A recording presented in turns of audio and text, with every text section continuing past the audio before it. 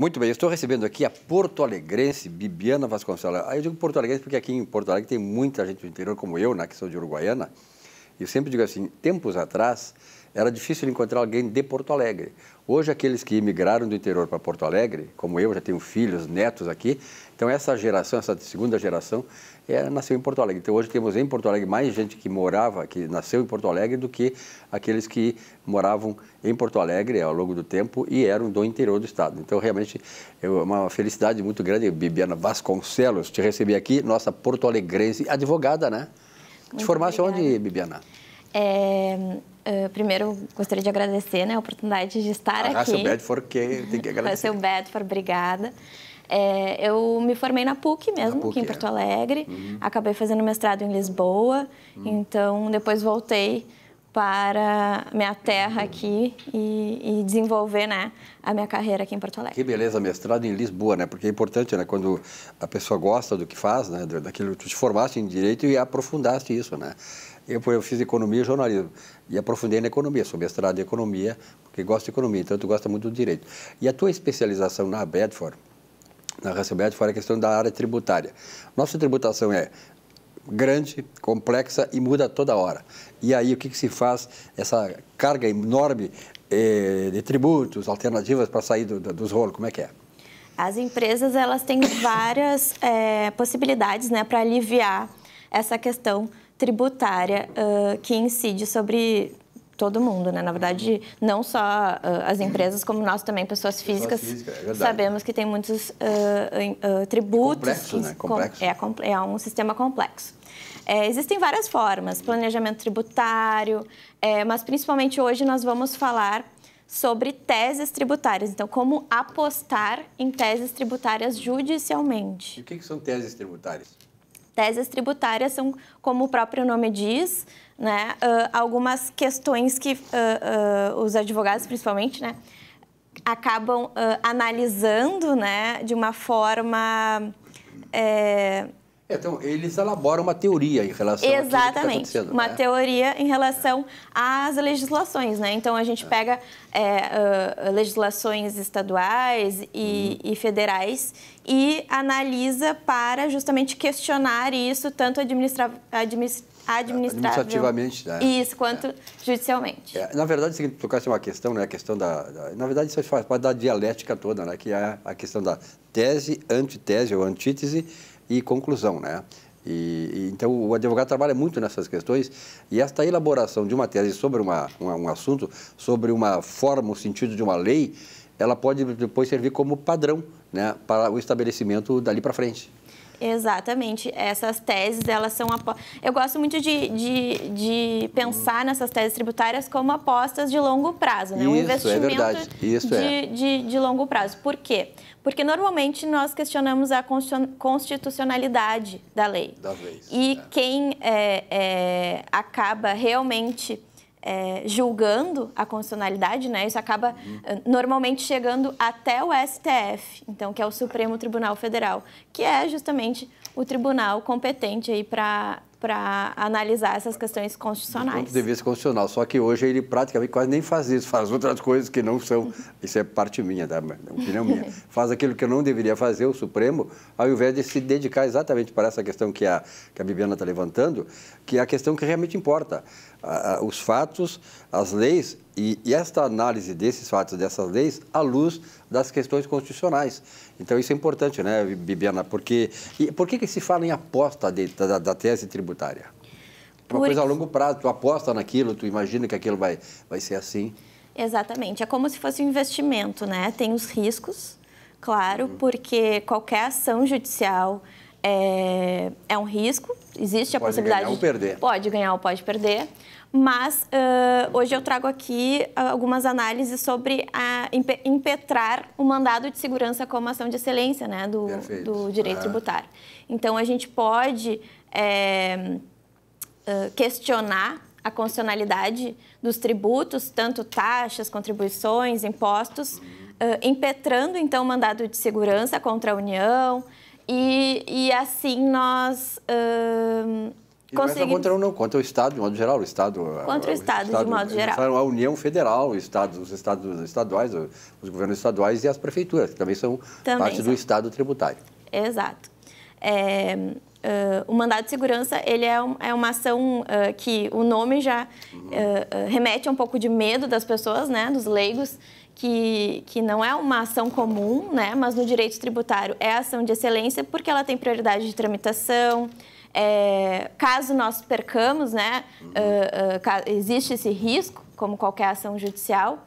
Então, não há custas de sucumbência, que são aqueles honorários que são devidos para a parte ganhadora, né? Que quem paga é a parte perdedora. Então, isso não existe no mandado de segurança. Que já é uma grande vantagem, né? Para tentar ir à frente, né? Uma grande vantagem. Outra grande vantagem também do mandado de segurança é que as custas processuais são muito baixas, né? Normalmente, assim, do caso que nós vamos analisar mais para frente, seria 1% do contrato de uma implementação de LGPD, por exemplo, né? Quando a gente fala em PIS e COFINS. Perfeito. E me diz uma coisa, esse é um cenário ruim, né? Qual é o melhor cenário para uma empresa para ela sair dessas armadilhas tributárias, que nós podemos chamar isso de armadilha tributária? Não que tenha sido uma coisa feita exatamente para pegar o cara, não, mas é de tanta complexidade. Muitas vezes tem empresas que estão pagando acima do que deveriam e outras abaixo, sem saberem que estão fazendo isso, né? Exatamente por essa malha tributária complexa, numerosa, muda toda hora, é mutável. Todo dia no Diário Oficial está saindo uma alteração de uma lei aqui e ali, um artigo aqui e ali. E isso realmente é uma coisa... Como é que vamos sair disso? Qual é um cenário melhor para o empresário? Tá, então vamos entrar num exemplo, né? Que eu vou... Sim, um exemplo é a melhor coisa, né? A gente consegue visualizar melhor. Então, assim, nós temos, por exemplo, duas contribuições, né, federais, contribuições sociais, que é a PIS e a COFINS. E dentro da PIS e da COFINS, para aquelas empresas que estão registradas no regime não cumulativo, elas podem creditar alguns valores, ou seja, eu tenho um débito de PIS e COFINS e eu tenho alguns outros valores de bens e serviços que são essenciais e relevantes para a minha atividade fim, que eu posso deduzir, então, do valor que eu devo para a União. Então, o que acontece? O que são esses insumos, né, que a lei traz como insumos? O Superior Tribunal de Justiça, ele já considerou que esses insumos podem ser, então, todos os bens e produtos que são essenciais e relevantes para a atividade. O que é isso? Qualquer questão de obrigação legal, por exemplo, EPIs, né, os equipamentos de proteção individual, todo aquele valor gasto como EPI, eu posso deduzir do valor que eu devo, né, para a União de PIS e COFINS. E aí a gente entra numa tese tributária, porque ainda não foi... Aí a tese. Que ainda não foi que ainda não chegou ao STJ, muito menos ao STF, que é justamente a dedução dos gastos de implementação de LGPD, né, nesse PIS e COFINS das empresas do regime não cumulativo. Como assim? A gente sabe que a LGPD é uma legislação nova, né? Ela fez um ano agora há pouco, não tem um ano e pouco. Né? Exatamente, entrou em vigor ali em 2020, setembro de 2020. As sanções fizeram um ano também. E então, o que nós podemos fazer é o seguinte: as empresas, elas têm muitos gastos com essa implementação de LGPD, né? Nós sabemos que é muito cara essa implementação, porque muda estruturalmente a empresa, né? O modo com que nós tratamos dados pessoais. E o que é o tratamento? O simples acesso a um nome completo, a um CPF, a um RG, isso já é o tratamento. Então, praticamente todas, vamos deduzir que praticamente todas as empresas tratam dados pessoais, pelo menos dos seus colaboradores. Com certeza, correto. Né? Então, todas essas empresas que tratam dados pessoais acabam gastando muito, mudando essa estrutura para justamente blindar, né, os dados pessoais, senão podem incorrer, inclusive, em penas como multa de 50 milhões, Puxa vida. de reais. Tu muda não só, tu muda a estrutura e a cultura da empresa. A cultura, principalmente a cultura. E o que é o mais difícil, né? Que é a peça humana. Arraigada, né? Na Exatamente. A cultura, o treinamento dos colaboradores é uma parte fundamental e é realmente um desafio. Então, assim, esses gastos, tá, com a implementação, tanto de contratos, como treinamento com os colaboradores, também ali a lei, ela traz, ela cria, né, a função do encarregado de dados, que é o DPO, no GDPR, né? Na Europa eles chamam como DPO, que é o Data Protection Officer. Tudo isso, todos esses gastos, nós podemos, pela tese tributária, impetrar um mandado de segurança, né?